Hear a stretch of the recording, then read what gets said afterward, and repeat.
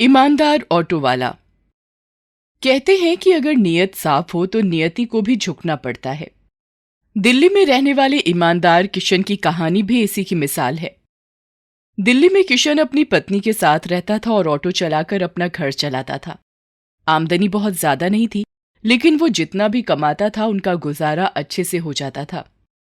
एक दिन शाम को घर लौटने के बाद किशन अपनी पत्नी से, गीता, यहाँ तो आना जरा। जी बस अभी आई। मुझे लगा ही था कि आप आने वाले होंगे, इसीलिए चाय चढ़ा दी थी। बस 2 मिनट में लेकर आती हूँ। गीता बस करो, मैं बाद में पी लूंगा चाय। तुम तो यहाँ आओ मेरे पास जल्दी से। किशन की बात सुनकर गीता चाय की गैस बंद करके रसोई से बाहर आती है और कहती है, अच्छा बाबा ठीक है, छोड़ दिया सारा काम।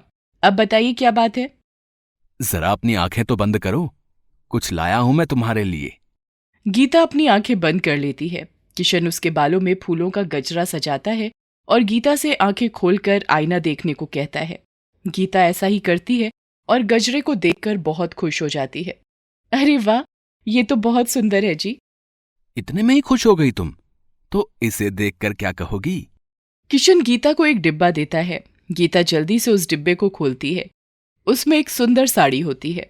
गीता साड़ी को देखकर पहले तो बहुत खुश होती है, लेकिन फिर कुछ सोचकर एकदम से गुस्सा हो जाती है और किशन से कहती है, क्या जी, क्यों इतना फालतू खर्चा करते रहते हो आप? मैंने आपसे नई साड़ी मांगी थी क्या? अगर ऐसे ही खर्चा करते रहेंगे तो अपना ऑटो खरीदने का सपना कैसे पूरा होगा? खुद ही कहते हो आपकी दिन भर गर्मी में ऑटो चलाकर जितनी कमाई नहीं होती है उससे ज्यादा तो भाड़ा चला जाता है। फिर भी आप। अरे गीता, बहुत चिंता करती हो तुम। सब कुछ हो जाएगा, वो भी बड़े आराम से। और वैसे भी तुम कभी कुछ मांगती ही कहाँ हो मुझसे। तुम अगले हफ्ते अपनी सहेली की शादी में जाने वाली हो ना? तो क्या पुराने कपड़ों में जाओगी? तुम तो बस ये बताओ कि साड़ी कैसी लगी तुम्हें। बहुत अच्छी है जी। गीता और किशन की शादी को अभी 1 साल ही हुआ था। गीता जैसी सुंदर और सुशील लड़की को पत्नी के रूप में पाकर किशन बहुत खुश था और उसका ख्याल भी बहुत रखता था।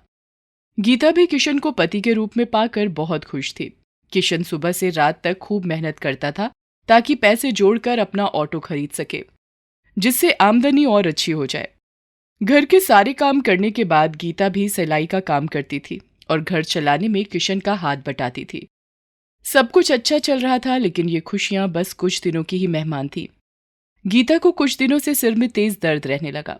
गीता को लगा शायद थकान की वजह से ऐसा हो सकता है। उसने किशन को इस बारे में कुछ नहीं बताया, पर अचानक एक दिन गीता काम करते करते बेहोश हो गई। किशन जैसे ही घर आया गीता की हालत देखकर घबरा गया। वो गीता को तुरंत ही अस्पताल लेकर भागा। अस्पताल में गीता की जांच करने के बाद डॉक्टर ने किशन से जो कहा उसने किशन के होश ही उड़ा दिए। देखिए, आपकी पत्नी के सिर में एक ट्यूमर है, जिसे अगर जल्दी ही ऑपरेट नहीं किया गया तो उनकी जान को भी खतरा हो सकता है। क्या?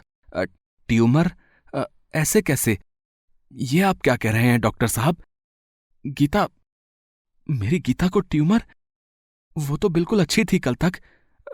आप ठीक से देखिए डॉक्टर साहब, कोई गलती हुई होगी। कोई गलती नहीं हुई, आप घबराइए नहीं। ऑपरेशन के बाद आपकी पत्नी बिल्कुल ठीक हो जाएगी। बस आप 5 लाख रुपयों का इंतजाम कर लीजिए, जिससे हम उनका ऑपरेशन जल्द से जल्द कर सकें। क्या कहा? 5 लाख? ये तो बहुत ज्यादा है डॉक्टर साहब। मैं मैं कहां से लाऊंगा इतने पैसे? पर पर जो भी हो, गीता को कुछ नहीं होने दूंगा मैं करता हूं कुछ।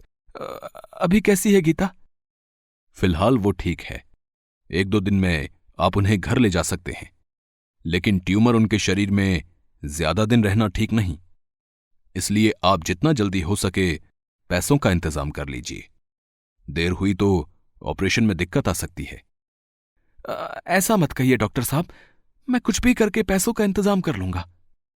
2 दिन बाद किशन गीता को अस्पताल से घर तो ले आया, लेकिन डॉक्टर की कही बातें हर वक्त किशन के कानों में गूंज रही थी।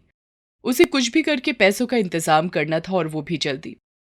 उसने अपने सभी रिश्तेदारों और दोस्तों से मदद मांगी, लेकिन कहीं से भी बात नहीं बनी। किशन को समझ नहीं आ रहा था कि वो आखिर करे तो क्या। उधर गीता के सिर का दर्द बढ़ता जा रहा था। कई बार वो बेहोश भी हो जाती थी। अपनी हालत के बारे में गीता भी जान चुकी थी। उससे किशन को इस तरह परेशान नहीं देखा जा रहा था। एक दिन वो किशन से कहती है, सुनिए, मैं जानती हूँ मैंने आपको बहुत परेशान कर दिया है, मुझे माफ कर दीजिए।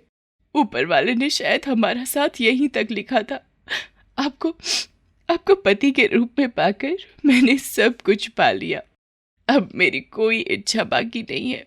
बस इतना चाहती हूँ कि मेरे जाने के बाद आप दूसरी शादी कर लेना और हमेशा खुश रहना।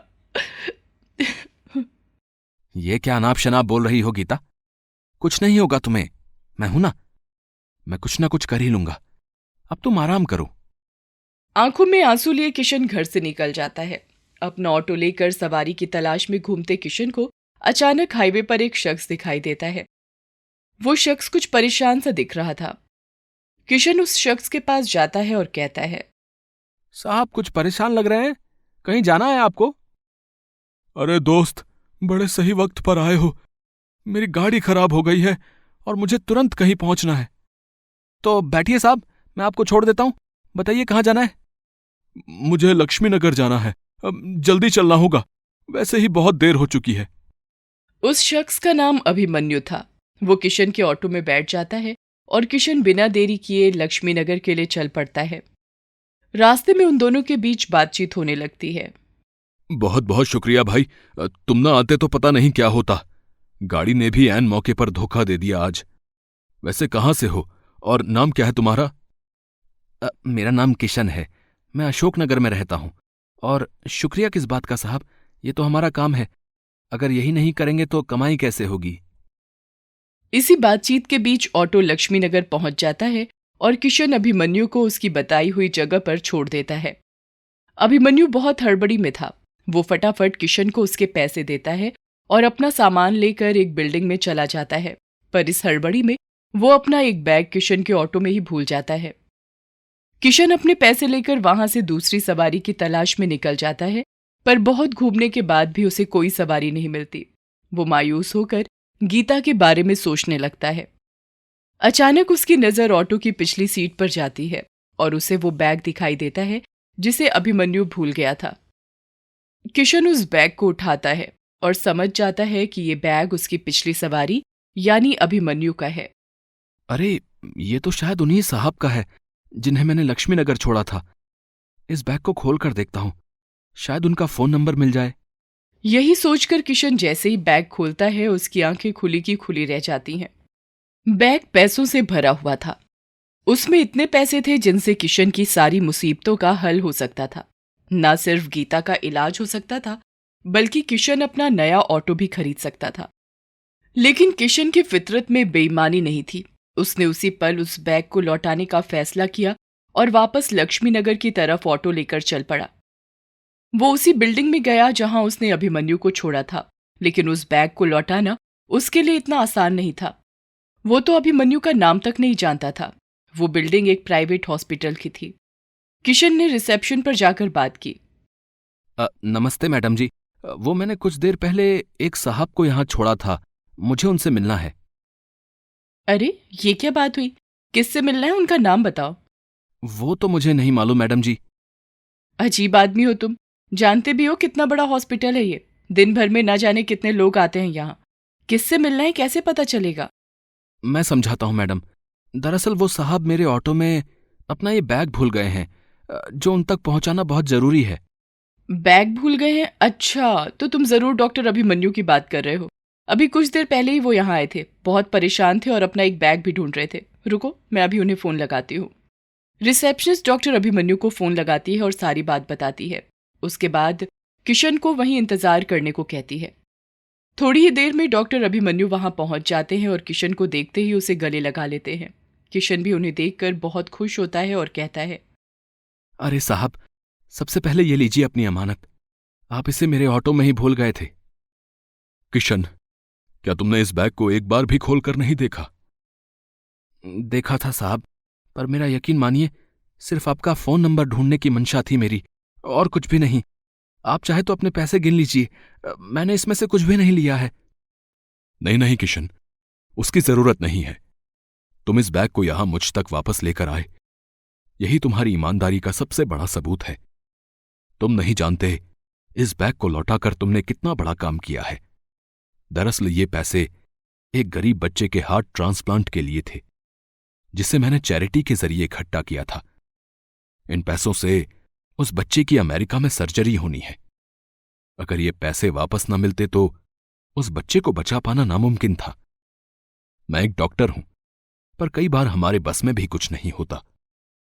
तुमने एक ही दिन में मेरी 2 बार मदद की है। अगर कभी भी मैं तुम्हारे किसी काम आ सकूं तो जरूर कहना मेरे भाई। ये जानने के बाद कि अभिमन्यु एक डॉक्टर है, किशन के दिल में भी उम्मीद जाग जाती है।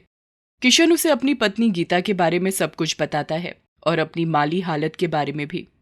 तुम बिल्कुल चिंता मत करो किशन, तुम जैसे भले आदमी के साथ कभी बुरा नहीं हो सकता। तुम जितना जल्दी हो सके अपनी पत्नी को लेकर यहां आ जाओ। मैं एक सर्जन हूं, मैं तुम्हारी पत्नी का ऑपरेशन करूंगा। डॉक्टर साहब, मगर वो पैसे नहीं है मेरे पास। तुम उसकी चिंता मत करो, जल्दी से अपनी पत्नी को लेकर आओ। मुझ पर भरोसा रखो।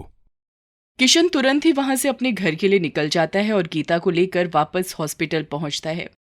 डॉक्टर अभिमन्यु बिना कोई पैसे लिए गीता का ऑपरेशन करते हैं और कुछ ही दिनों में गीता बिल्कुल ठीक हो जाती है। किशन अब बहुत खुश था, उसे अपनी ईमानदारी का इनाम मिल गया था। उसकी गीता सही सलामत पहले की तरह मुस्कुराती हुई उसके साथ थी, हमेशा के लिए।